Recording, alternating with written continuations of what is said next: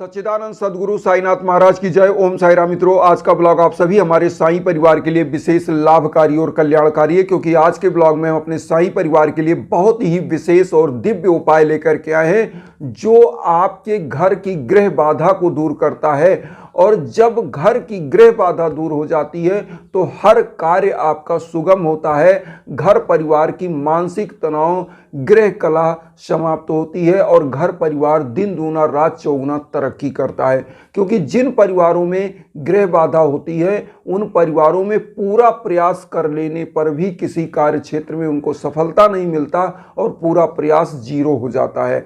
घर परिवार में एक एक आने के लिए लोग तरस जाते हैं, कर्जा हो जाता है, आर्थिक स्थिति गड़बड़ा जाती है, घर परिवार में दाम्पत्य जीवन में बिखराव आने लगता है, घर परिवार में बिखराव आने लगता है, वैचारिक मतभेद हो जाता है। यह चीज़ गृह बाधा का सिम्टम है। जब ये चीज़ें हों तो आपको समझ लेना चाहिए कि आपके घर में कोई ना कोई गृह बाधा सक्रिय है, जो निगेटिव एनर्जी है वह सक्रिय है। ऐसे समयों में आपको करना क्या है? साईं बाबा का यह दिव्य उपाय, अचूक उपाय जो चुपचाप आपको करना है।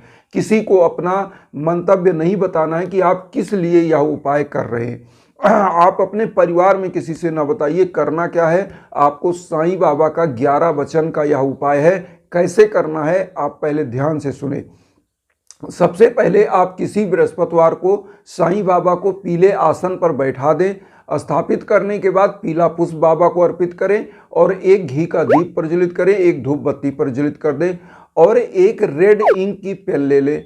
पेन लेने के बाद अगर आप भोजपत्र मिल जाए तो बहुत अच्छा है, नहीं तो सफ़ेद कागज़ ले लें, उस पर थोड़ा सा हल्दी लगा लें।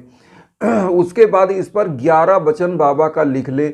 बाबा का 11 वचन लिखने के बाद इस उपाय को क्या करें, कागज़ को बाबा के श्री चरणों में रख दें और पीला फल, चाहे केला मिल जाए या कोई भी संतरा मिल जाए जो इस समय ऑरेंज आ रहा है, तो यह बाबा के श्री चरणों में आप अर्पित कर दें। और उसके बाद पीला मिठाई लड्डू जो होता है मोतीचूर का, वह बाबा के श्री चरणों में अर्पित कर दें। उसके बाद इस 11 वचन को लिखने के बाद 11 बार 11 वचन आपको पढ़ना है और एक बार बाबा की साईं चालीसा पढ़ लीजिए। साईं बावनी अगर हो तो साईं बावनी पढ़ लीजिए, इसमें से कोई भी एक पढ़ लीजिए। तो आपको 11 वचन 11 बार पढ़ना है और उसके बाद क्या करिएगा, इस कागज़ को बाबा के श्री चरणों में अर्पित कर दीजिए। जो फल फूल का आपने भोग लगाया या कुछ गरीबों में, घर परिवार में, बच्चों में वितरण कर दें।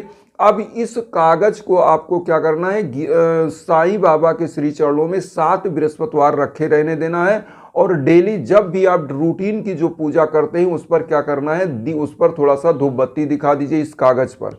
और हर बृहस्पतिवार इस कागज़ पर 11 वचन बाबा का आपको पढ़ना है और कागज़ को बृहस्पतिवार को स्पेशल इस कागज़ को एक दीप पर सेक दीजिए और थोड़ा सा धूप बत्ती दिखाकर बाबा के श्री चरणों में रख देना है। और जब 7वां बृहस्पतिवार आए तो आपको करना क्या है, सबसे पहले इस कागज़ को एक पीले कपड़े में बांध लीजिए। उसके बाद अपने घर के मुख्य दरवाजे पर, बहुत सारे लोग किराए पर रहते हैं शहरों में तो वो भी इस उपाय को कर सकते हैं, लेकिन कैसे करें, उनका मुख्य दरवाजा उनका कमरा होता है, अपने कमरे के मुख्य गेट पर बांध दें या कहीं पूजा जहां करते हैं, पूजा का स्थान हमेशा घर के बीचों बीच होता है, तो उस पूजा वाले स्थान में इसको रख दें। यह एक प्रकार का आपके घर का सुरक्षा कवच का काम करेगा। जब भी आपके घर में नकारात्मक ऊर्जा आएगी, चूँकि यह एक प्रकार से रिचार्ज हो जाता है मंत्रों के द्वारा, आपकी आस्था के द्वारा। क्योंकि साईं बाबा कहते हैं 2 चीज़, श्रद्धा और सबरी के साथ जो भी उपाय आप करते हैं, साईं बाबा साक्षात आपकी उस उपाय को देखते हैं और वह आपकी भावनाओं को सुनते हैं और आपकी इच्छाएं आकांक्षाएं पूरी करते हैं। तो इस उपाय को करने के बाद आप पूजा कक्ष में रख सकते हैं, अपने मुख्य दरवाजे पर बांध दीजिए। आपके शॉप में अगर बिजनेस आप करते हैं और शॉप में भी कोई दिक्कत है, वो शॉप अच्छी चल नहीं रही, बिजनेस में घाटा लग रहा है, तो वहाँ पर अपने ऑफिस में इसको बांध सकते हैं।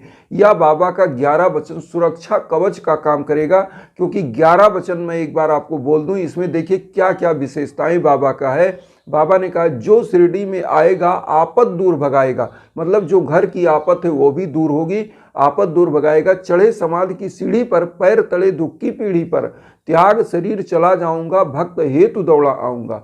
मन में रखना दृढ़ विश्वास, करे समाधि पूरी आस, मुझे सदा जीवित ही जानो, अनुभव करो सत्य पहचानो। मेरी शरण आ खाली जाए, हो तो कोई मुझे बताए। जैसा भाव रहा जिस जन का, वैसा रूप हुआ मेरे बन का। भार तुम्हारा मुझ पर होगा, वचन न मेरा झूठा होगा। असहायता लो भरपूर, जो मांगा वह नहीं है दूर। मुझ में लीन वचन मन काया, उसका ऋण न कभी चुकाया। धन्य धन्य वह भक्त अनंत, मेरी शरण तजै नंद।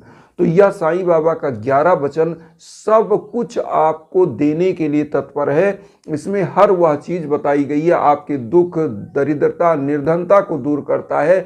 आपका जैसा मनोभाव होगा, बाबा का मनोभाव वैसा ही बन जाता है। जो आप मानते हैं, बाबा से मांगते हैं, वह चीज बाबा फुलफिल करते हैं। तो इसलिए इस 11 वचन के सुरक्षा कवच को आप भी बनाइए, अपने घर के मुख्य दरवाजे पर लगाइए, पूजा कक्ष में रखिए, या जहां पर युवा बच्चे बच्चियां जो तैयारी कर रहे हैं, अगर उनको सफलताएं नहीं मिल रही तो अपने स्टडी टेबल के सामने इसको आप बांध सकते हैं। वहां पर आप पढ़ेंगे, आपका मनोभाव बहुत ही अच्छा रहेगा, पढ़ने में आपका बहुत अच्छा जो है दिमाग लगेगा और आप निरंतर तरक्की की तरफ जाएंगे।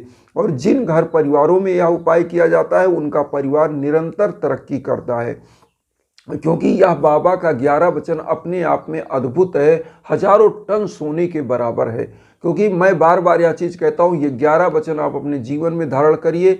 जब आप सोने जाएं शाम को तो आप 11 वचन बोलिए, सो जाइए। जब आप सुबह बिस्तर से उठिए तो 11 वचन बोल करके अपने हाथ को अपने चेहरे पर लगाइए और बाबा का ध्यान करके प्रणाम करिए। जिस प्रकार से शिरडी में बाबा का समाधि है और बाबा वहाँ पर सिंहासनासीन है, उसी प्रकार से ध्यान करके बाबा के श्री चरणों में प्रणाम करके और बिस्तर से उठिए, अपना दैनिक क्रियाकलाप करिए। जो भी कार्य करेंगे उसमें सफलताएं मिलेंगी और दिन भर आपको सुख शांति का अनुभव होगा और आपका जीवन निरंतर तरक्की की तरफ, उन्नति की तरफ बढ़ेगा। घर परिवार के रोग दोष कलेश विकार समाप्त होंगे, जिस भी घर में यह उपाय किया जाता है। तो इस उपाय को जरूर करिए। एक चीज और हम कहेंगे, जब भी जीवन में भीषणतम बाधाएं आए, इस प्रकार की गृह बाधा आए, गृह कलेश आए, ग्रह बाधा आए, कोई काम ना बने या घर परिवार में युवा बच्चे बच्चियों को सफलताएं ना मिले, जॉब ना मिले, शादियां समय पर ना हो या बच्चे ना हो पा रहे हो, किसी की शादी